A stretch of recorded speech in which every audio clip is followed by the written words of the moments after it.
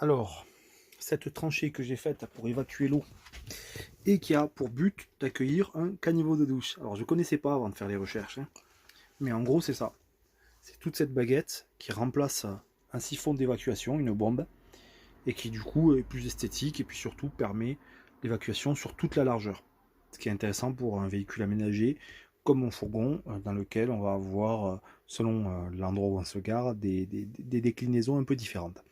Bref, le but c'est de renvoyer toute l'eau à chaque fois vers le bas ici et dans le trou là-bas. Alors, j'ai acheté ce caniveau sur Amazon, une cinquantaine, soixantaine d'euros, je me souviens plus exactement.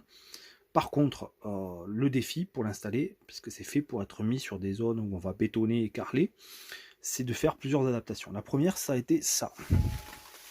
Hop, ça c'est la partie principale qu'on vient poser à la place du trou ici. Et c'est sur cette mesure que j'ai fait mon trou.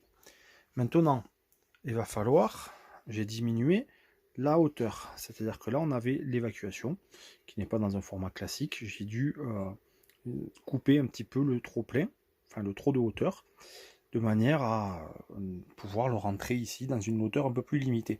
Parce que grosso modo, j'ai 6 cm, alors qu'il faut grand minimum 7 cm, voire plus. Bref, j'ai coupé ici. À la base, ça vient avec des roues comme ça, là, des patins, que l'on vient mettre là, aux endroits où vous voyez les vis, tout en haut là, et en bas. Le problème, c'est que ces roues prennent beaucoup trop de hauteur. Donc, je vais devoir me bricoler un morceau de bois qui va me servir de cale de chaque côté, 2 morceaux de bois.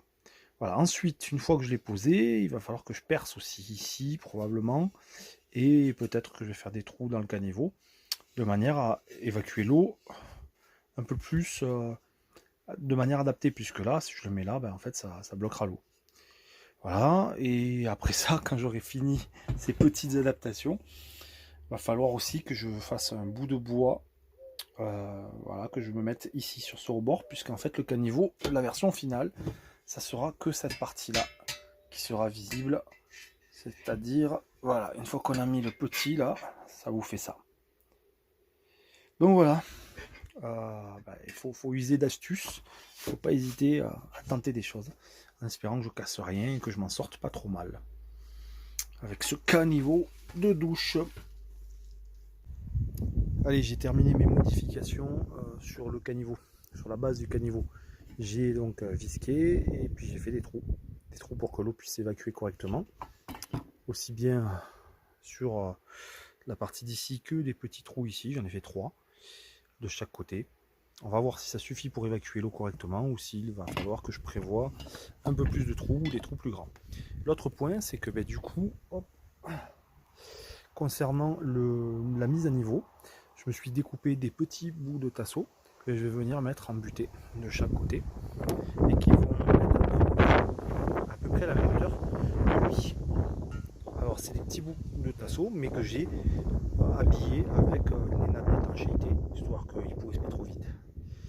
Donc voilà, ça va se positionner comme ça, hop, avec un petit ici, un autre de l'autre côté, hop, on y est, voilà, donc un ici et un ici. Là c'est un tout petit peu surélevé, mais vu qu'on est sur une matière molle, quand j'appuie de chaque côté, ça va à peu près s'équilibrer.